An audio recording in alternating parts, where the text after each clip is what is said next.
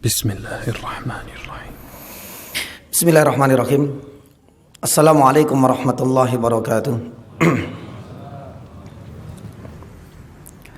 Innal hamdalillah nahmaduhu wa nasta'inuhu wa nastaghfiruh wa na'udzu billahi min shururi anfusina wa sayyiati a'malina.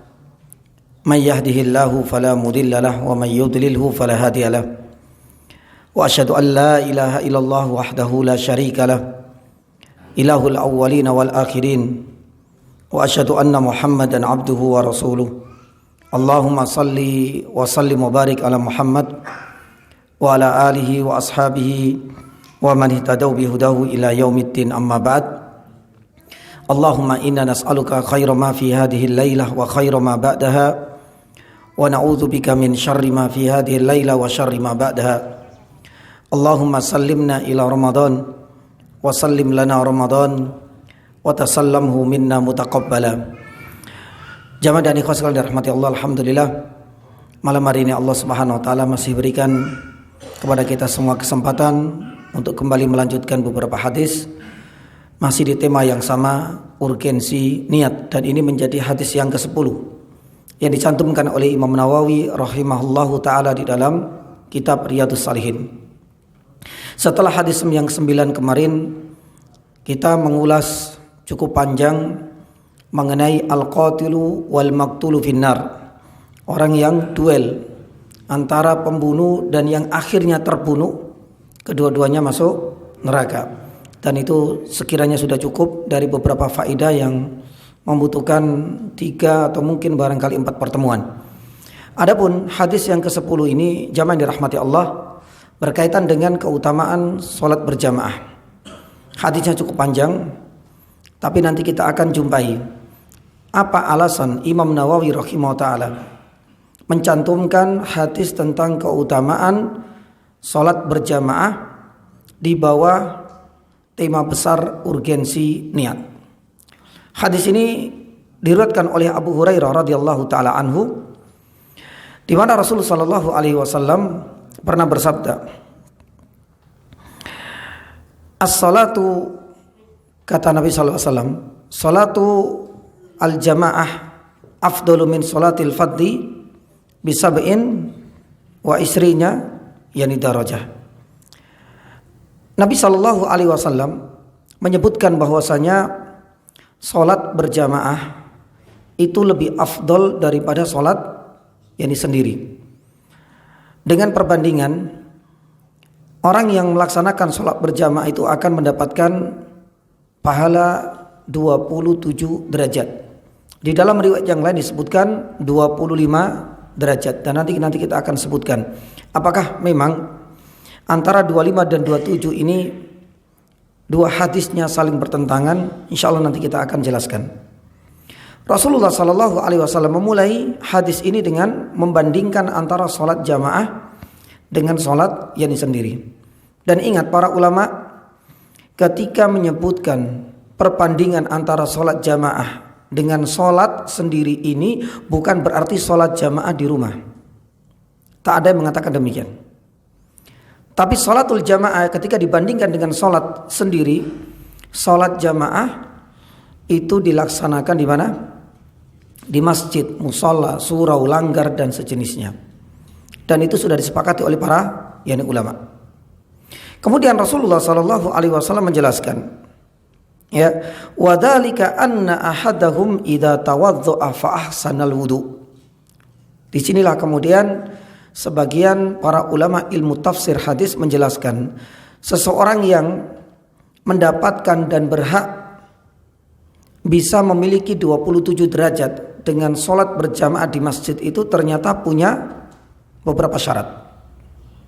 Syarat yang pertama, Nabi SAW mengatakan idza tawaddaa fa ahsanal wudu. Kalau seandainya wudunya itu benar-benar sempurna. Ya. Karena riwayat ini atau alasan ini disebutkan langsung setelah Rasulullah SAW menyebutkan perbandingan antara pahala yang didapatkan bagi orang yang sholat berjamaah dengan orang yang sholat sendirian. Langsung kemudian wadzalika, artinya pahala itu bisa didapat asalkan Nabi SAW kemudian menjelaskan idza tawadza fa ahsanal wudu. Kalau seandainya orang tersebut sebelumnya berwudu dengan sempurna. Karena kita tahu jamaah yang dirahmati Allah Subhanahu wa taala, wudu itu ada dua. Ada wudu yang sempurna kamil dan ada wudu yang mujzi. Kalau seandainya kita hanya mengambil satu basuhan saja dari anggota-anggota inti, maka sebenarnya wudu kita sah. Namun belum dikatakan sempurna. Sebagaimana tatkala ada seseorang yang diwajibkan untuk mandi besar, itu juga ada dua jenis. Ada mandi besar yang sempurna, ya, dimulai dari kanan, kemudian kepala diguyur, kemudian nanti berwudu, kemudian nanti baru diguyur seluruh badannya. Ini sempurna. Tapi bukan berarti kemudian tatkala kita hanya memiliki 2 atau 3 gayung saja, kemudian kita pakai untuk mandi besar dengan mengguyurkan seluruh badan kita, lantas mandi besar kita tidak sah? Tidak, tetap sah. Hanya saja ini yang disebut dengan mandi mujzi, yaitu dianggap cukup dan tetap dianggap sah.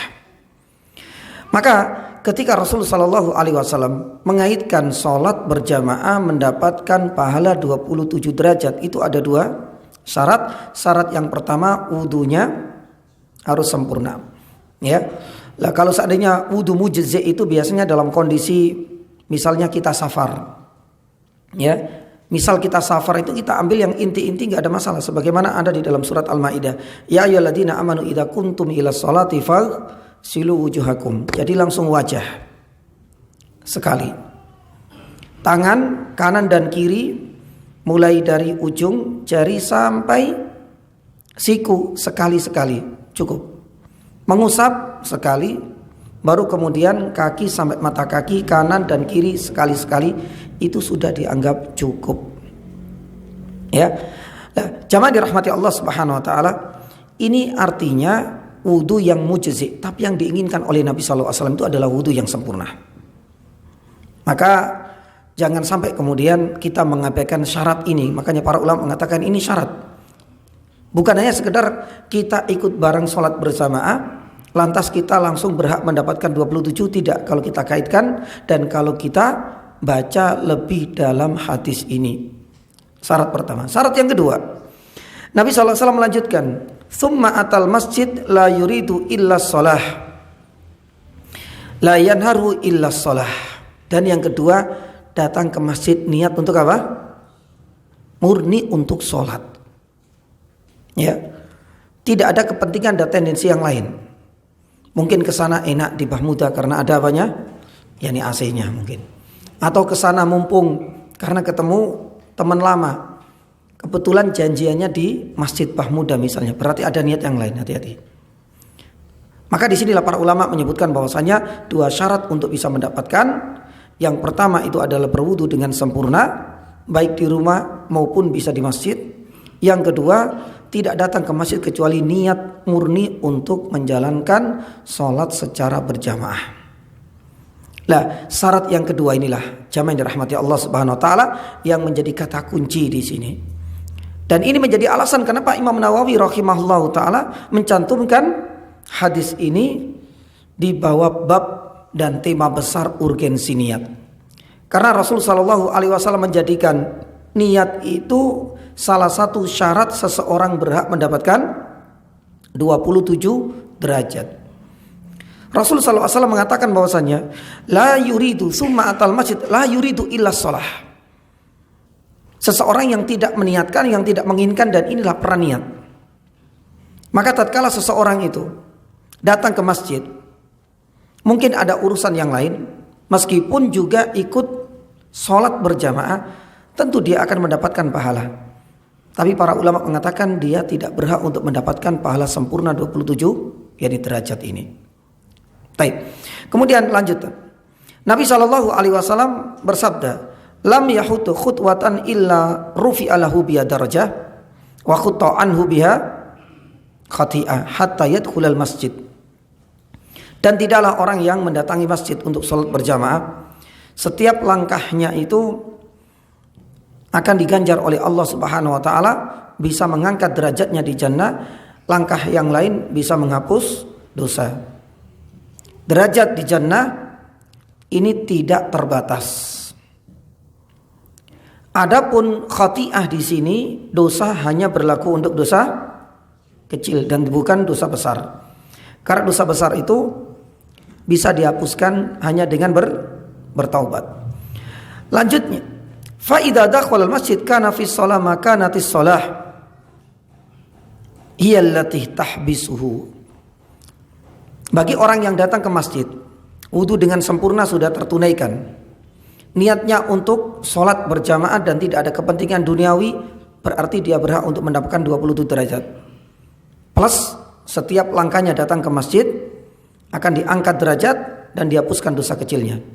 Tapi kalau seandainya dia ingin meniatkan kembali sholat maghrib, niat sekalian iktikaf menunggu sholat yakni isya, Nabi SAW memberikan bonus tambahan pahala, di mana Rasul SAW mengatakan kalau seandainya ada orang yang menunggu sholat berikutnya dan murni menunggunya itu adalah menunggu sholat, bukan karena malas, bukan karena kalau di rumah itu nanti disuruh masak, ya, atau mungkin ya barangkali yang bapak-bapak kalau di rumah disuruh dampingi anaknya ngerjakan PR, mending di sini nunggu sekalian nih isya. Berarti ada sekali lagi ini peran niat lagi. Makanya Nabi SAW mengatakan hiyallati tahbisuhu, keinginan untuk sholat isya misalnya, menunggu sholat berikutnya, itu yang menjadi niat dia kenapa harus menunggu di masjid, meskipun sholat sebelumnya sudah tertunaikan. Jadi bukan untuk kepentingan yang lain. Maka di sini Rasul sallallahu alaihi wasallam menjelaskan ada tambahan bonus pahala. Al malaikatu yusalluna ala ahadikum ma dama fi majlisil ladzi shalla fihi. Malaikat itu akan mendoakan. Malaikat itu akan berdoa kebaikan untuk kita semua. Tapi ingat ini jamaah dirahmati Allah, malaikat ini bukan, jangan wah ini khawatir malaikat pencabut nyawa mendoakan ini Ustaz. Ini malaikat rahmah. Makanya disinilah doa yang keluar dari lisannya malaikat itu adalah Allahumma arhamhu, Allahumma gfir lahu. Ya, kita dibantu oleh malaikat. Ya Allah, berikanlah rahmat kepada orang yang sedang menunggu tadi, dan ampunilah ya Allah dosa-dosa orang tersebut yang memang punya keinginan menunggu sholat berikutnya dan bukan karena faktor kepentingan duniawi atau tendensi yang lain. Baik. Kemudian jamaah dirahmati Allah Subhanahu wa taala, berkaitan dengan malaikat nanti kita akan bahas lebih rinci insyaallah taala. Lah, inilah diantara makna secara umum hadis yang disebutkan oleh Nabi Shallallahu alaihi wasallam, dan kita sudah dapatkan dua kata kuncinya kenapa Imam Nawawi mencantumkan hadis ini di bawah bab urgensi niat. Yang pertama tadi salah satu syarat mendapatkan 27, syarat yang kedua niatnya hanya untuk sholat, datang ke masjid. Yang kedua, Nabi SAW memberikan tambahan bonus pahala kalau seandainya dia menunggu waktu sholat datang berikutnya dan tidak ada kepentingan yang lain, ya, bukan karena faktor dia malas, bukan karena faktor untuk misalnya ya sekalian menghabiskan waktu tidur-tiduran misalnya di masjid, bukan. Dia memang benar-benar niatnya untuk menunggu sholat berikutnya. Ternyata niat yang kedua inilah menjadi penentu seseorang akan mendapatkan tambahan bonus dari Allah Subhanahu wa taala lewat doa-doa mustajab dari malaikat. Dan kita tahu malaikat ini adalah makhluk Allah Subhanahu wa taala yang tidak pernah berbuat dosa, tidak pernah berbuat maksiat. Di dalam surat At-Tahrim ayat yang ke-6, la ya'sunallaha ma amarahum wa yaf'aluna ma yu'marun. Tidak pernah berbuat maksiat sedikit pun, dan selalu sigap, langsung kemudian taat dan patuh ketika diperintahkan oleh Allah Subhanahu wa taala. Maka bayangkan kalau seandainya ada makhluk yang patuh taat, pasti ya ketika ada ayah, orang tua yang punya anak patuh dan taat, dia akan diberikan apapun yang dia minta. dia akan lebih disayangi. Pun demikian dengan malaikat. Ketika malaikat memiliki sifat dan karakter tidak pernah berbuat maksiat, kemudian meminta kepada Allah, mendoakan orang lain, maka besar kemungkinan doa-doa mereka mustajab. Inilah menjadi salah satu alasan kenapa kita berusaha untuk memaksimalkan menunggu waktu antara dua sholat yang berdekatan, terutama adalah menunggu waktu sholat maghrib ke sholat isya, karena ini adalah waktu yang sangat pendek. Kita akan bisa mendapatkan bonus-bonus tambahan pahala dari Allah Subhanahu wa taala. Baik, jamaah dirahmati Allah Subhanahu wa taala. Ada beberapa faedah yang bisa kita sampaikan pada kesempatan malam hari ini. Yang pertama adalah tentang biografi perawi, yaitu Abu Hurairah, dan kita tidak mengulang, hanya menyebutkan bahwasanya Abu Hurairah ini namanya adalah Abdurrahman ibnu Sahar, dan Abu Hurairah itu adalah kunia yang kita sampaikan dahulu. Hurairah itu artinya kucing. Ya, dan inilah yang kemudian menjadikan Abu Hurairah mendapatkan kunia seperti itu. Karena kunia itu tidak harus kepada anak, bisa jadi kepada anaknya langsung. Kalau anaknya laki-laki tertua itu biasanya dipakai, perempuan pun bisa. Terkadang kunia itu kepada keponakannya. Seperti siapa? Seperti Aisyah. Aisyah tidak memiliki keturunan dari pernikahannya dengan Rasulullah SAW, tapi memiliki kunia yaitu Ummu Abdillah. Sedangkan Abdullah di sini adalah keponakannya, putra dari saudarinya yaitu Asma. Ya, itu diperbolehkan. Ataupun kunia itu didasarkan pada kondisi. Misalkan seperti Hurairah ini, karena dia suka kucing. Atau Ali bin Abi Thalib itu mendapatkan kunia apa? Abud Turab. Turab itu artinya apa? Tanah, karena pernah tidur beralaskan tanah, akhirnya kemudian dipanggil oleh Nabi Shallallahu Alaihi Wasallam. Saat itulah kemudian beliau mendapatkan kunyah yang lain. Sebenarnya kunyah beliau adalah Abul Hasan atau Abul Husain. Ya, tapi karena Nabi Shallallahu Alaihi Wasallam menyebut dengan kunyah yang lain, maka para ulama dan Ali pun merasa tersanjung dengan adanya kunyah yang langsung diberikan oleh Nabi Shallallahu Alaihi Wasallam. Abu Hurairah tidak berjumpa dengan Nabi Shallallahu Alaihi Wasallam kecuali kisaran antara 5 sampai 7 tahun. Tapi beliau fokus untuk belajar hadis, yang akhirnya menempatkan dirinya menjadi sahabat yang paling banyak meriwayatkan hadis dari Nabi Shallallahu Alaihi Wasallam. Alasannya banyak, dulu kita sampaikan, karena beliau lebih memilih untuk tinggal di Suffah, Ahlus Suffah. Sedangkan Ahlus Suffah itu tinggalnya di Masjid Nabawi dan dekat dengan Nabi Shallallahu Alaihi Wasallam. Ya, maka disinilah mereka adalah orang-orang yang paling tahu gerak-gerik Nabi Shallallahu Alaihi Wasallam mau kemana, itu selalu diikuti. Bahkan makan lauk apa, mereka pun adalah orang-orang yang selalu makan lauk yang sama dengan Nabi Shallallahu Alaihi Wasallam, karena Rasulullah SAW suka berbagi lauk dan makanan dengan ahlus Suffah. Tapi ada satu alasan yang mendasar. Abu Hurairah ini pernah didoakan oleh Nabi Shallallahu Alaihi Wasallam tidak akan pernah lupa ketika Nabi Shallallahu Alaihi Wasallam punya hajat, agar Allah Subhanahu Wa Taala menguatkan hafalannya. Dan itu yang menjadi salah satu alasan yang kuat. Sekalipun banyak orang-orang orientalis kemudian mencoba untuk menebar syubhat. Bagaimana mungkin dia hanya bertemu dengan Nabi Shallallahu Alaihi Wasallam, tapi kenapa paling banyak meriwayatkan hadis? Seharusnya Abu Bakar yang pertama kali masuk Islam, seharusnya mungkin barangkali Ali dan lain sebagainya.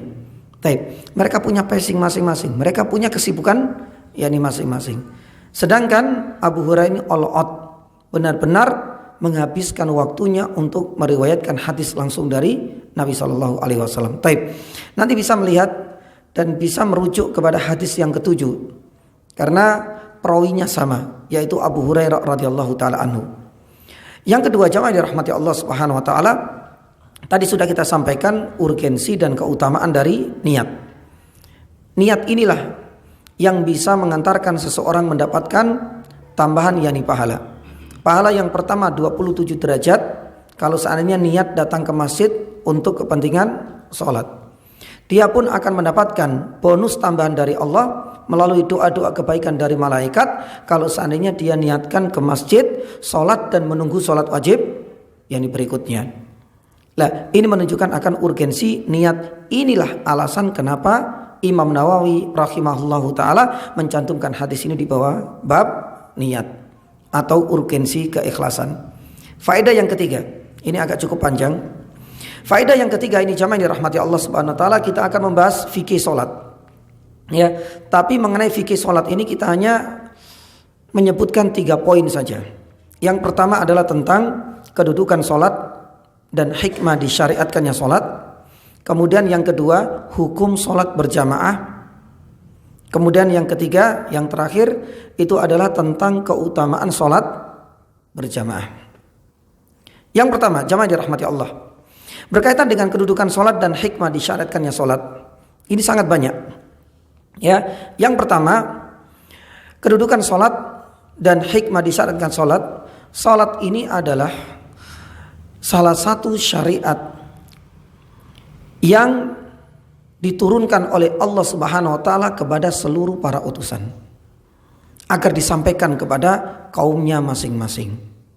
Dan ini menjadi salah satu bukti keutamaan salat. Bagaimana hal itu bisa terjadi? Bukankah salat itu disyariatkan di zamannya Nabi Shallallahu alaihi wasallam ketika peristiwa Isra Mi'raj? Itu adalah salat yang paling sempurna. Salat dengan tata cara yang paling lengkap dan utuh. Namun kalau kita kaitkan, syariat salat ini sudah menjadi syariat umat-umat dan para nabi sebelumnya. Maka hal inilah yang menjadi satu hal yang menjadikan salat itu sangat penting dan urgen. Karena apa? Sudah disyariatkan pada umat-umat terdahulu. Berbeda dengan jihad ini jamaah. Karena jihad itu tidak disyaratkan untuk seluruh para utusan. Tapi kalau sholat sudah disyariatkan untuk para utusan sebelumnya. Apa buktinya? Kita jumpai banyak di dalam Al-Quranul Karim. Yang pertama, doanya Nabi Ibrahim alaihissalam, dan ini adalah doanya kita semua juga. Kita sering berdoa agar diri ini pun demikian anak keturunan kita selalu menjaga sholat wajib, sholat berjamaah terutama dengan doa Rabbi ja'alni wa min dzurriyyati. Ini ada di dalam surat Ibrahim ya, ayat 40. Siapa yang berdoa? Nabi Ibrahim alaihissalam. Jadi berarti sholat sudah disyaratkan pada zaman Nabi Ibrahim. Rabbi ja'alni muqimas salati wa min dzurriyyati. Ya. Lah, disinilah yang dijamaah dirahmati Allah, ini menjadi doa kita. Padahal doa yang kita jadikan sebagai rutinitas di dalam ya doa-doa yang kita panjatkan kepada Allah, itu ternyata kita kutip dari doanya Nabi Ibrahim. Dan Nabi Ibrahim jauh sebelum Nabi SAW dilahirkan. Berarti syariat salat sudah ada di zamannya beliau alaihissalam. Tapi belum sempurna sebagaimana syariat salat yang kita laksanakan setiap hari 5 kali ini. Yang kedua, Nabi Ismail. Di dalam surat Maryam ayat 55, Allah Subhanahu wa taala firman, "Wa kana ya'muru ahlahu bis salati waz zakati wa kana inda rabbih mardiyya." Ismail itu dipuji oleh Allah Subhanahu wa taala karena selalu menyuruh, memerintahkan keluarganya untuk selalu menjaga salat dan mengeluarkan zakat. Berarti salat dan zakat dua syariat yang sudah ada sejak zaman dahulu. Ibrahim ada, Nabi Ismail pun yakni ada. Yang ketiga, Nabi Musa alaihissalam. Di dalam surat Thaha ayat 14, Allah Subhanahu wa taala berfirman mengisahkan Nabi Musa alaihissalam, "Innani anallahu la ilaha illa ana fa'budni wa aqimis shalah li dzikri." Allah Subhanahu wa taala memerintahkan kepada Nabi Musa alaihissalam untuk menunaikan salat guna mengingatku, kata Allah Subhanahu wa taala. Di dalam surat Thaha ayat 14 inilah bukti bahwasanya salat juga sudah disyariatkan pada umat-umat terdahulu. Pun demikian setelah Nabi Musa alaihissalam, Nabi Isa alaihissalam. Di dalam surat Maryam ayat 31, Allah Subhanahu wa taala mengisahkan ketika Nabi Isa alaihissalam menyatakan dirinya wa ja'alani mubarakan aina ma kuntu wa ausani bis salati waz zakati ma dumtu hayya. Dan aku telah diperintahkan, aku telah diberikan wasiat, aku telah diinstruksikan oleh Allah untuk selalu menunaikan ibadah yakni salat. Dan ini juga berlangsung terus hingga Nabi sallallahu alaihi wasallam. Makanya di dalam surat Thaha ayat 132 Allah Subhanahu wa taala berfirman, "Wa'mur ahlaka", wahai Muhammad perintahkan keluargamu, ahlaka, keluargamu, bis salati waz zakat wastabir 'alaiha, dan agar selalu bersabar ketika menunaikan yakni salat. Lah, ini adalah bukti di dalam Al-Qur'an para nabi dan para utusan sebelum Rasul sallallahu alaihi wasallam itu sudah diperintahkan untuk menunaikan ibadah salat. Tapi salatnya tidak sesempurna yang kita kerjakan saat ini. Bahkan gerakannya tidak sesempurna yang kita laksanakan hari ini. Pun demikian dengan jumlah rakaatnya pun tidak sama dengan yang kita kerjakan pada yakni hari ini. Taib. Ini adalah kedudukan yang pertama. Yang kedua, jamaah dirahmati Allah Subhanahu wa taala. Salat ini memiliki kedudukan yang amat tinggi karena menjadi pembeda antara keimanan seseorang dengan kekufurannya. Makanya Nabi sallallahu alaihi wasallam pernah bersabda, "Al-ahdu ladzi bainana wa bainahum wa baina asyirk wal kufr tarkis shalah." Ya, perjanjian batasan kita dengan orang kafir, batasan kita dengan orang-orang musyrik, batasan kita dengan orang-orang murtad itu terletak pada sisi apa? Salat. Kalau seandainya ditinggalkan faqad kafar. Faman tarakaha faqad kafar, kata Nabi sallallahu alaihi wasallam.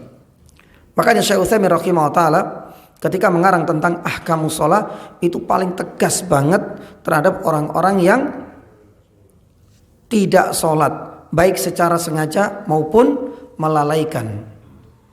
Ya, lah ini harus kita yakni ambil sikap kehati-hatian. Karena Nabi SAW mengatakan ini pembatas. Ya, kalau seandainya kita nggak sholat berarti sudah kita berada di batas yang lain. Berarti kita berada di wilayah orang-orang musyrikin, orang-orang kafirin dan orang-orang murtadin. Yang ketiga yakni jamaah dirahmati Allah.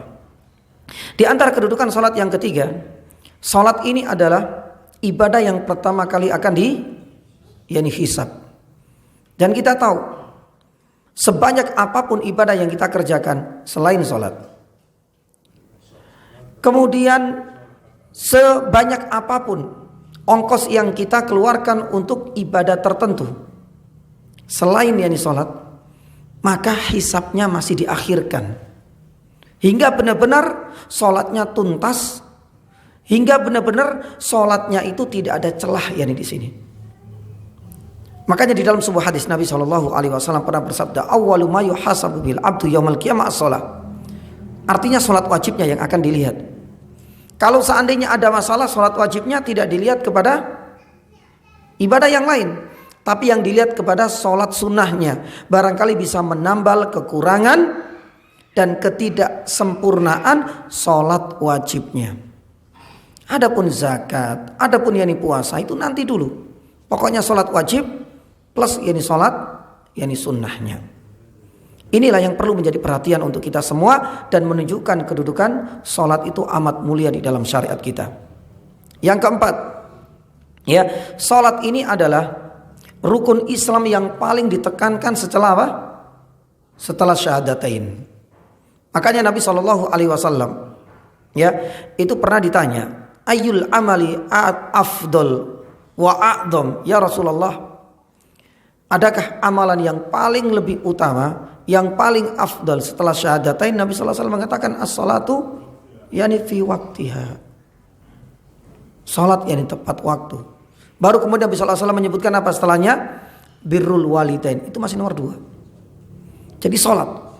Makanya para ulama sampai mengambil kesepakatan atau ijma atau konsensus bahwasanya di antara rukun Islam yang 5 ini Ya, rukun yang paling sangat ditekankan setelah syahadatain itu adalah yakni salat. Dan ini menunjukkan apa? Kedudukan yakni salat yang keempat. Yang kelima, jamaah dirahmati Allah Subhanahu wa taala. Ya, salat ini memiliki hikmah menjadi tameng yang paling kuat, benteng yang paling kokoh agar bisa melindungi kita dari fahsya dan mungkar. Ya, makanya di dalam surat Al-Ankabut ayat 45 Allah Subhanahu wa taala firman, "Innas sholata tanha anil fahsya'i wal munkar." Tapi dengan catatan ya, kalau seandainya kita habis sholat kemudian keluar masih minum-minuman khamr, ya kemudian masih zina dan lain sebagainya, jangan dikambing hitamkan, jangan disalahkan sholatnya. Besar kemungkinan kita yang tidak khusyuk, kita yang belum bisa untuk menjiwai di dalam setiap bacaan dan gerakan dalam sholat yakni kita. Karena Nabi SAW, karena Allah SWT sudah menjelaskan, inna sholata tanha anil fahsya'i wal munkar. Ya, ini adalah kedudukan dan hikmah yang kelima. Adapun yang keenam yakni jamaah dirahmati Allah.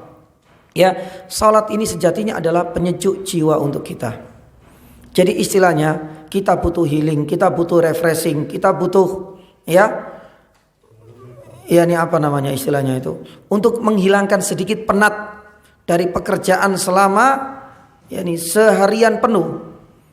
Itu sebenarnya bukan lewat ya kita pergi ke pantai, atau mungkin barangkali kita pergi ke puncak yakni gunung, atau mungkin barangkali kita shopping ke mall. Tidak.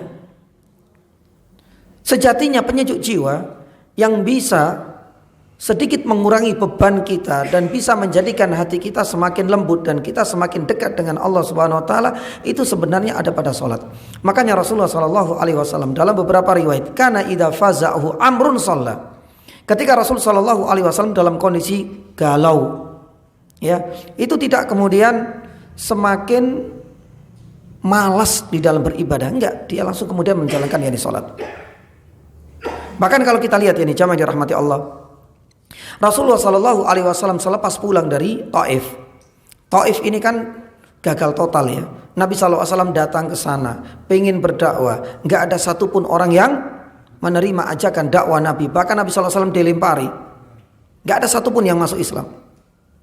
Nabi Shallallahu Alaihi Wasallam dapat keluar dari Taif, kemudian singgah di perkebunan, malam itu langsung sholat. Karena memang yang di sholat ini adalah sesuatu yang bisa mengurangi beban kita. Ya, nah, tapi kalau kita sudah coba Ustaz, mungkin ya pasar ekonomi yang kita ini lagi yang tidak stabil, sholat tambah pusing, sholat malah nggak karu-karuan, lali kabeh, seharusnya 2 rakaat jadi 3 rakaat, berarti ada yang masalah ini. Karena memang kita itu belum membiasakan dan kita itu belum mampu untuk menjadikan sholat sebagai apa? Qurratu ain. Makanya Nabi Shallallahu Alaihi Wasallam dalam riwayat yang lain pernah bersabda, hubbiba ilayya dunya thalath. Dunia ini tidak ada yang disukai oleh Nabi Shallallahu Alaihi Wasallam, bahkan dibenci oleh orang-orang yang beriman. Tapi Nabi Shallallahu Alaihi Wasallam mengatakan ada 3 hal yang aku sukai dari dunia ini. Yang pertama adalah an-nisa, yaitu menikah. Ya, yang kedua itu adalah suka minyak-minyak wangi, yaitu atib. Ya, dan yang ketiga Nabi sallallahu alaihi wasallam mengatakan apa? Wa ju'ilat qurratu aini li fis shalah. Dan dijadikanlah penyejuk jiwa, penenang hatiku itu pada saat aku sholat. Makanya Nabi sallallahu alaihi wasallam dalam riwayat yang lain ya, ketika minta izin sholat malam kepada Aisyah radhiyallahu taala sampai bengkak, tapi merasakan nikmat. Ya, sampai bengkak kakinya, subhanallah. Ya, saya pribadi sendiri Masya Allah belum pernah merasakan hal seperti itu. Ya, sebelum bengkak mata sudah bengkak, berarti harus tidur Pak. Ini bengkak kakinya, berarti subhanallah saking lamanya ya berdiri Nabi Shallallahu Alaihi Wasallam, saking panjangnya juga bacaan, tapi tidak menjadikan Nabi Shallallahu Alaihi Wasallam kemudian terasa capek, ya terasa terbebani. Tapi Nabi Shallallahu Alaihi Wasallam sudah mengatakan sendiri, waju ilat yani liya qurratu aini li fis shalah. Makanya Umar bin Khattab radhiyallahu taala anhu pernah mengatakan, ya seandainya di dunia ini nggak ada sholat jamaah, salah satunya, aku tidak berselera lagi untuk hidup di dunia, subhanallah. Ya kalau kita kan enggak. Kalau seandainya bukan kamu wahai istriku, saya enggak berselera lagi untuk hidup dunia. Itu beda sudah. Barometernya sudah. Umar bin Khattab kalau enggak ada sholat jamaah di dunia ini, ya, saya tidak akan merasakan berselera lagi hidup berlama-lama di dunia. Taib. Ini adalah di antara kedudukan yang ke-6. Adapun yang ke-7 dan ke-8, yang ke-7, Nabi SAW sudah menjelaskan di dalam salah satu hadis bahwa sholat inilah yang akan bisa mengantarkan seseorang cepat bisa masuk surganya Allah Subhanahu wa taala. Di dalam sebuah riwayat, Rasulullah SAW pernah disinggahi rumahnya oleh Rabi'ah. Pagi harinya Rabi'ah itu kemudian meminta kepada Rasulullah, "As'aluka murafaqataka fil jannah." Ya Rasulullah, aku pengen menemani jenengan nanti di jannah. Ada enggak permintaan yang lain? Enggak ada, cuma ini saja. Dan kita tahu jannah itu apa? Bertingkat-tingkat. Tapi pengennya beliau itu menemani Nabi SAW di tingkat yang sama dengan beliau. Akhirnya Nabi SAW memberikan solusi. Taulah bahwasanya jannah ini kan bertingkat-tingkat. Maka salah satu di antara tingkatan yang sama denganku, seandainya engkau bisa melaksanakan wasiatku ini, laksanakan. Apa itu? Alaika bikathrotis sholah. Kalau seandainya engkau pengen ya menemaniku di derajat yang sama di jannah, perbanyak sholat. Ya, yani subhanallah. Makanya ini adalah yani salah satu di antara wasiat Nabi SAW agar nantinya tidak hanya sekedar yang penting masuk yani jannah. Gak boleh. Nabi SAW kalau punya ya keinginan itu harus punya idealis yang tinggi. Makanya Nabi SAW kalau seandainya kita meminta sesuatu itu mintalah yani jannah yang paling. Tapi kalau seandainya ya pinggir-pinggiran jannah enggak apa-apa Ustaz. Ya nek kepleset, engko nek masuk neraka ya enggak jadi. Ya, kita harus yani punya optimis yang tinggi. Pun demikian dengan ini Nabi SAW sudah memberikan solusi. Bahwasanya manusia biasa itu beda. Tatarannya yani dengan para nabi, ujiannya pun beda, tingkat kualitas iman pun beda. Tapi Nabi SAW memberikan solusi. Alaika bikathrotis sholah. Ya. Pun demikian jamaah yang dirahmati Allah Subhanahu wa taala. Ya, di antara kedudukan yang terakhir dari salat itu sendiri, bahwasanya dengan salat itulah seseorang itu akan dijauhkan, akan diselamatkan dari api, yakni api neraka. Dan itu nanti kita akan kaitkan dengan keutamaan salat berjamaah. Poin yang kedua dari fikih salat yang kita ingin bahas pada malam hari ini adalah tentang hukum salat berjamaah. Apa hukumnya? Ketika kita membahas hukum sholat berjamaah ini kita bagi menjadi 3 berdasarkan objeknya. Yang pertama itu adalah wanita terlebih dahulu. Bagaimana hukumnya? Yang kedua bagi anak-anak. Dan yang ketiga itu bagi laki-laki. Yang pertama yang dijamaah dirahmati Allah Subhanahu wa taala ya, sholat, hukum sholat berjamaah bagi perempuan. Para ulama sudah memberikan kaidah-kaidah umumnya. Yang pertama, ya, salat yang paling afdal bagi wanita itu di mana? Yang di rumah. Ya, itu yang paling afdal. Rasul sallallahu alaihi wasallam pernah bersabda, "La tamna'u ima'akum masajid wa buyutahunna khairul lahunna." Intisarinya, kalau seandainya istrimu, putrimu yang sudah baligh, siapapun ingin datang ke masjid enggak boleh dicegah. Enggak boleh dilarang. Meski demikian Nabi SAW sudah menjelaskan wa buyutahunna, tapi rumah mereka bagi para wanita muslimah itu lebih afdol, lebih mulia, lebih banyak pahalanya daripada mereka datang ke masjid. Ya, bukan berarti habis ini kemudian pekan depan enggak ada jamaah perempuan sama sekali, enggak. Nanti kita akan disampaikan. Yang kedua, jamaah dirahmati Allah Subhanahu wa taala. Para ulama ilmu fikih menjelaskan ya bahwa yakni hukum wanita untuk datang ke masjid ya, atau maaf wanita yang sholat secara berjamaah ini sebenarnya diperbolehkan ya, diperbolehkan karena 3 alasan. Alasan yang pertama, hukum sholat berjamaah itu memang bagi laki-laki kalau kita lihat dalam teksnya. Tapi kalau seandainya perempuan ikut nggak ada masalah. Karena banyak sekali hukum-hukum syariat itu juga berlaku untuk perempuan. Yang kedua, tidak ada larangan para wanita untuk mendatangi masjid. Dan yang ketiga, yakni jamaah, untuk membuat jamaah sendiri perempuan itu sudah ada contohnya.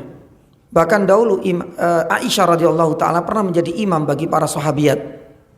Bahkan Ummu Salamah itu pernah menjadi imam sholat asar untuk para sahabiat yang lain.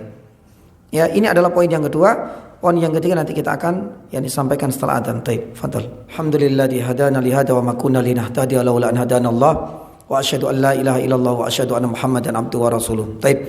Kita ingin menuntaskan hukum salat berjamaah di masjid. Yang pertama untuk wanita. Wanita ini ada 3 poin.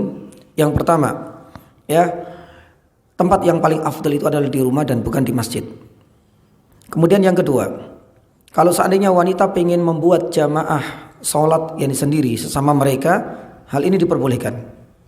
Ya, karena memang satu, hukum sholat berjamaah memang untuk laki-laki, tapi hal ini juga tidak menutup kemungkinan boleh dilakukan oleh sesama wanita. Dan yang kedua, tidak ada larangan. Sedangkan yang ketiga bahkan ada dalil. Aisyah pernah menjadi imam untuk para sahabat yang lain. Ummu Salamah pernah sholat asar menjadi imam untuk sahabat yang lain. Yang ketiga, kalau seandainya ada perempuan muslimah ya sholat berjamaah di masjid, ya berarti ikut jamaah apa? Laki-laki. Pertanyaannya ini penting. Apakah mereka mendapatkan pahala 27 derajat sebagaimana laki-laki? Dapat enggak? Kalau bisa dapat Ustaz. Sudah jauh-jauh kok. Baik, saya ingin sampaikan Ibnu Hajar Al-Asqalani, maaf ya, pakar ahli hadis, mengatakan, memberikan komentar hadis ini, salat jamaati afdal min salatil fardhi. Beliau mengatakan bahwasanya 20 derajat ini hanya berlaku untuk laki-laki. Jadi perempuan sekalipun sholat berjamaah dengan jamaatul rijal, laki-laki di masjid, itu tidak berhak untuk mendapatkan 27 derajat. Ya. Dan ini pun diamini oleh beberapa ulama. Ini Ibnu Hajar yang di zamannya dahulu ya. Syekh bin Baz rahimahullah ta'ala ketika ditanya mengatakan demikian juga. Bahkan Syekh Utsaimin rahimahullah ta'ala ketika ditanya pun demikian. Ya, ini apa alasannya? Karena ketika disebut sholat jamaah itu memang identik dengan laki-laki. Maka ketika mendapatkan pahala 27 berlaku untuk mereka. Apalagi Nabi SAW sudah mengatakan buyutuhunna, rumah-rumah mereka lebih afdal, lebih mulia, lebih baik bagi para wanita muslimah. Dalil yang kedua, Ibnu Hajar Al-Asqalani menunjukkan kenapa pahala 27 ini hanya berlaku untuk laki-laki, meskipun para jamaah perempuan ikut serta di dalam jamaah salat di masjid bersama kaum lelaki. Karena di dalam sebuah riwayat Nabi SAW pernah bersabda, ya, ada 7 orang yang akan mendapatkan naungan nanti di akhirat.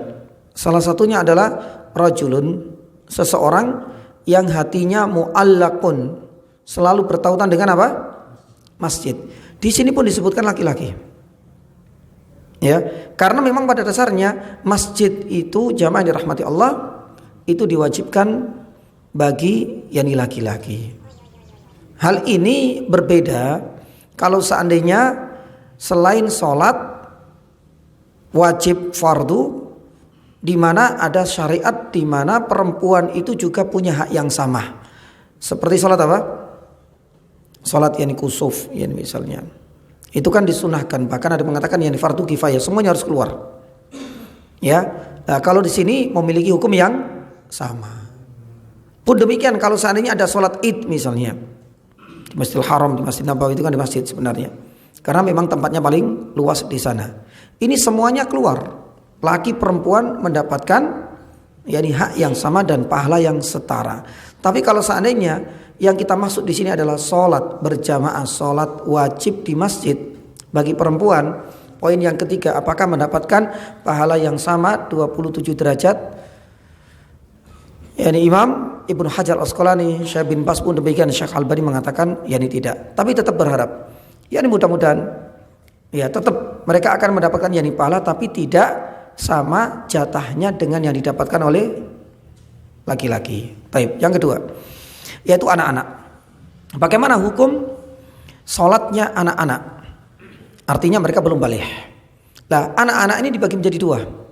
Ada kalanya anak-anak ini sudah mumayyiz. Mumayyiz itu artinya anak itu kan sudah bisa membedakan ya antara baik dan buruk, ya, bisa membedakan antara uang 500 dengan sudah bisa jajan lah. Itu namanya mumayyiz. Meskipun belum baligh. Bagaimana hukumnya ini? Bagi orang tua kita semua punya kewajiban untuk menyuruh mereka sholat. Ketika menyuruh mereka sholat berarti sholat bersama kita laki-laki di mana? Di masjid. Makanya Nabi SAW mengatakan muru auladakum as-salata lisab'in ketika umur 7, karena 7 ini belum baligh, mumayyiz. Tapi kalau seandainya sampai 10 belum sholat disuruh apa? Mukul. Bukan kemudian disuruh sholat kemudian dipukul terus kemudian dianggap cukup sholat di rumah, tidak sebenarnya. Tapi tetap yakni sholatnya laki-laki di mana? Di masjid. Ya, adapun yang belum mumayyiz itu pun diperbolehkan ini jamaah. Ya, misalnya bayi, anak kecil. Karena Nabi Shallallahu Alaihi Wasallam pernah sholat membawa siapa? Cucunya Umamah. Ya, putrinya dari Zainab. Itu pernah dibawa. Jadi kalau berdiri digendong, kalau seandainya lagi rukuk dan sujud kemudian diletakkan. Bahkan Hasan dan Husain juga pernah diajak. Yani kala itu. Tapi Hasan dan Husain walau kala itu sudah mumayyiz. Kalau ini belum mumayyiz, itu boleh juga. Asalkan tetap menjaga jangan sampai najis itu tercecer. Ya. Dan ini adalah bagian dari edukasi, nggak ada masalah. Bahkan kita tahu ya Nabi SAW pernah mempercepat sholat gara-gara mendengar apa? Tangisan. Nah, si nangis kira-kira anak kecil apa? Ya, itu pasti belum mumayyiz. Itu pun diperbolehkan. Baik, kita anggap ini cukup. Tapi para ulama Syekh Utsaimin memberikan tambahan bagi anak-anak yang mumayyiz, kalau seandainya dia sudah dapat jatah di shaf pertama nggak boleh diganggu gugat. Karena dia sudah berhak untuk mendapatkannya. Kecuali kalau seandainya rame. Kalau seandainya dia nggak rame, dia sudah dapat jatahnya lebih awal sholat Jumat, mumayyiz ya. Anggap saja umur 7, umur 6, kemudian langsung di depan shaf pertama, nggak boleh dipindahkan. Sebab Nabi SAW pernah bersabda, yani la yuqimur rajulu ar-rajula aslinya. Tidak boleh kemudian menyuruh orang lain pindah ke tempat ya yang itu kedudukannya lebih rendah. Apalagi shaf pertama ini kita tahu kedudukannya lebih tinggi daripada shaf kedua dan begitulah seterusnya. Dan yang terakhir hukum salat berjamaah di masjid bagi kaum lelaki. Dan ini yang terakhir. Kalau wanita sudah, anak-anak sudah, dan yang terakhir untuk kita-kita semua ini. Kaum lelaki artinya yang sudah baligh. Ada dua pendapat. Ada yang mengatakan hukumnya sunnah. Karena hadis ini kan mengatakan bahwasanya salat jamaah lebih afdal.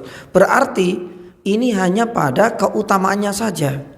Kalau seandainya kita sholat sendiri di rumah dimanapun nggak ada masalah. Artinya hukumnya sunnah saja sholat berjamaah di masjid. Ya.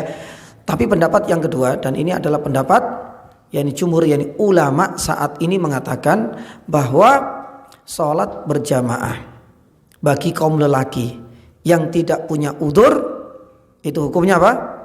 Yakni wajib. Terus bagaimana dengan menyikapi hadis tentang keutamaan dan bandingan antara sholat jamaah dengan sholat yakni sendirian? Ini bukan ya berkaitan dengan apanya? Ya, hanya berkaitan dengan pahalanya yakni saja. Ya, tidak berkaitan dengan sah dan tidaknya. Semuanya tetap yakni sah. Tapi kalau seandainya berkaitan dengan pahala, iya, itu lebih utama. Nah, di sini para ulama mengatakan bahwasanya kalau seandainya ada orang yang memilih untuk sholat sendirian di rumah, padahal dia nggak punya udzur, maka sholatnya tetap dianggap sah. Hanya saja dia menanggung apa? Yakni dosa. Kenapa demikian? Karena ada dalil-dalil yang lain yang menunjukkan akan kewajiban sholat berjamaah bagi kaum lelaki yang tidak punya udzur.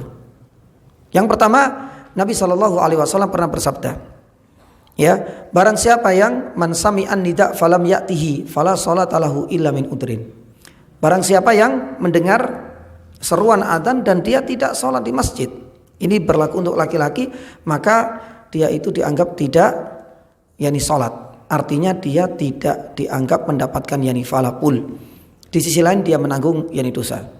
Yang kedua, Nabi SAW pernah bersabda, ketika datang seorang yang buta, dan ini mudah-mudahan menjadi peringatan dan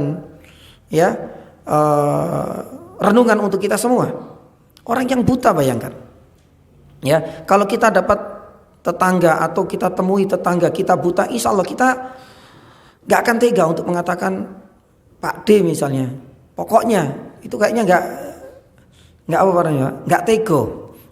Tapi Nabi SAW bukan Nabi SAW nggak tega. Nabi SAW bukan kita katakan bengis. Nabi SAW itu misalnya kejam, tidak. Karena memang hukumnya seperti itu, bahwasanya sholat berjamaah di masjid bagi siapapun yang tidak punya udzur. Lah bukankah orang yang buta itu punya udzur? Nabi SAW memberikan syarat, mendengarkan adzan apa enggak? Mendengarkan, ya sudah, fa'ajibu. Nabi SAW enggak memberikan udzur. Pun demikian, ini yang terakhir dan ini yang paling berat sebenarnya, jamaah dirahmati Allah, atau sebelum akhir, yang ketiga, Nabi SAW pernah ingin membakar rumah seseorang yang kaum lelakinya itu tidak mau sholat berjamaah. Berarti kan ancamannya berat. Padahal untuk menyiksa orang dengan api itu terlarang. Tapi kenapa Nabi SAW punya keinginan untuk membakar rumah yang di situ ada orang laki-laki yang tidak mau sholat? Itu menunjukkan bahwasanya sholat berjamaah di masjid bagi lelaki yang tidak punya udzur hukumnya wajib. Dan yang paling akhir dan ini yang paling kuat, apa itu? Surat An-Nisa ayat 108. Surat An-Nisa ayat 108 ini adalah tentang tata cara sholat ketika berperang, berjihad. Itu pun Nabi SAW wes sholat dewi-dewi enggak. Nabi SAW tetap mewajibkan mereka untuk selalu menjaga sholat jamaah, meskipun pedang itu masih di tangan, meskipun musuh ada di depan, mereka tetap harus menjalankan sholat secara berjamaah. Dan inilah di antara hujah dan dalil yang paling kuat. Apa alasan yang kita meninggalkan sholat berjamaah? Padahal kalau seandainya kita lihat orang yang berperang itu kan butuh konsentrasi full, penuh, karena taruhannya nyawa. Itu pun bagi Nabi SAW enggak, karena harus, ini hukumnya wajib. Dalam kondisi aman, dalam kondisi enggak aman, dalam kondisi perang, sholat jamaah harus ditegakkan. Enggak boleh sholat sendiri-sendiri. Mudah-mudahan jamaah dirahmati Allah, kita diberikan kemudahan oleh Allah Subhanahu wa taala, istiqomah untuk selalu menjaga sholat jamaah. Sebagaimana Al-A'mash ini selama 70 tahun, subhanallah, itu selalu mendapati takbiratul ihram 70 tahun. Sa'id ibnu al-Musayyib itu pun demikian. Selama 40 tahun, 40 tahun dalam berarti 30 tahun, dia itu selalu mendapatkan shaf yang pertama. Bahkan dia bercerita, saya tidak pernah selama puluhan tahun itu tidak pernah mendapati geger. Ngerti geger ya Pak ya? Punggungnya orang. Berarti dia selalu di mana? Subhanallah. Dalam kurun waktu yang cukup panjang. Yang lain saya ingin bercerita tentang seorang ulama. Dia habis nikah. Nah ini biasanya jadi alasan ini. Dia habis nikah. Ketika malam hari,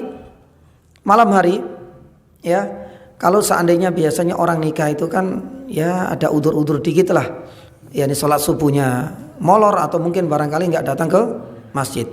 Teman-temannya kemudian bertanya, apa besok antum masih sholat jamaah gitu loh di masjid? Padahal malam ini engkau lagi malam pertama dengan istrinya. Dia mengatakan apa? Tidaklah ada seorang wanita tamna'uni min sholatil ghada, kecuali dia adalah istri dan wanita yang paling buruk akhlaknya. Bagi dia itu gak ada masalah. Kalau seandainya ada wanita-wanita yang menggoda, atau mungkin barangkali karena faktor pernikahan menjadikan dia itu telat sholat subuhnya, kata seorang ulama ini, maka sungguh wanita tersebut itu adalah wanita yang buruk yakni akhlaknya. Baik, jazakallah khair. Kayaknya 4 ini pertanyaannya, Pak. Yang pertama ya, saya sampai lupa ya nih tadi itu. Yang pertama tadi tentang apa tadi itu? Menjaga sholat ya, menunggu sholat. Menunggu sholat ini kata Imam Nawawi rahimahullah min babil ghalabah. Artinya dia tidak keluar dari tempat tersebut. Tapi kalau seandainya punya hajat dan ini termasuk kepentingan yang urgent, ya ini gak ada masalah. Niat inilah yang sangat menentukan ya ini tadi. La yuridu illa as-shalah. Bahkan dia menunggu sudah punya niat. Maka seandainya ada hajat dia harus pulang, mungkin anaknya sakit dan sebagainya, orang ini akan tetap diganjar dengan mendapatkan pahala yang sama. Kita dulu sudah punya kaidah ya. Ketika dia sudah berusaha melaksanakan tapi ada udzur, maka dia tetap untuk mendapatkan yakni pahala sempurna. Taib, itu kalau seandainya ada kepentingan apa? Mendesak darurat. Yang kedua, kalau seandainya kita pengen umrah misalnya, kemudian sambil jualan, ya, atau mungkin umrah kemudian sambil menjenguk. Jamaah dirahmati Allah Subhanahu wa taala. Intisarinya tatkala kita beribadah itu murni yakni untuk yakni ibadah. Baik yakni ibadah mahdhah, kita sholat di sini sambil kajian karena dua-duanya wajib. Tapi kalau seandainya menjenguk, ini tambahan yakni saja. Atau di sana sambil jualan. Ya, di sini bawa terasi, di sana kemudian jualan terasi. Ada yang jualan terasi kadang-kadang itu Pak di sana. Lah, insyaallah ini yang baik. Lah, jamaah yang dirahmati Allah Subhanahu wa taala, Allah Subhanahu wa taala berfirman di dalam Al-Qur'anul Karim. Ya, wala junaha alaikum an tabtahu fadlan mir rabbikum. Ayat ini dikaitkan dengan ayat tentang apa? Syariat haji. Allah Subhanahu mengatakan la junaha alaikum. Enggak ada masalah engkau sambil haji kemudian bawa barang dagangan. Itu hukumnya boleh. Tapi kalau dikaitkan dengan pahala tentu akan berbeda dengan orang yang memang murni ya ke sana untuk apa? Untuk yang beribadah. Baik. Adapun untuk tambahan yang tadi berbeda ya. Kalau seandainya berdagang itu kan murni untuk urusan dunia. Tapi kalau seandainya kita ke sana sambil untuk silaturahmi, ini adalah salah satu ibadah pula, enggak ada masalah. Sebagaimana kita datang ke masjid untuk sholat jamaah, pun demikian nanti juga untuk apa? Belajar taksin atau untuk kajian, dua-duanya termasuk ibadah. Ya ibadah, enggak ada masalah. Itu yang kedua. Yang ketiga, tadi apa Pak? Orang yang punya toko tadi ya, sholat sendiri ya. Ya, taib. Yang punya toko misalnya, ya ini memang ujian bagi kita semua ya. Tapi kalau kita lihat ya ini fenomena dan realita, subhanallah. Ya kalau kita lihat di Saudi, Makkah dan Madinah, ya tutup gitu aja Pak ya. Semuanya bergerak ya ini ke masjid. Kita belum terbiasa untuk itu melihat ya ini kondisi mungkin. Tapi kalau seandainya kita punya kebijakan dan mudah-mudahan kalau seandainya dari satu tempat ke tempat yang lain punya kebijakan yang seperti ini, insya Allah. Karena kita bekerja, kita mengais rezeki, itu adalah untuk mendapatkan yang keberkahan. Dan keberkahan itu akan muncul ketika seseorang itu taat kepada Allah Subhanahu wa taala. Makanya Allah Subhanahu wa taala berfirman di dalam surat An-Nur, "Rijalun la tulhihim tijaratun wala bai'un an dzikrillahi wa anis shalah." Allah Subhanahu wa taala memuji para pedagang, bisnismen, para saudagar ya, ketika barang dagangannya, konsumennya itu tidak menjadikan mereka apa? Ya, tidak menjadikan mereka lalai untuk an dzikrillahi wa anis shalah.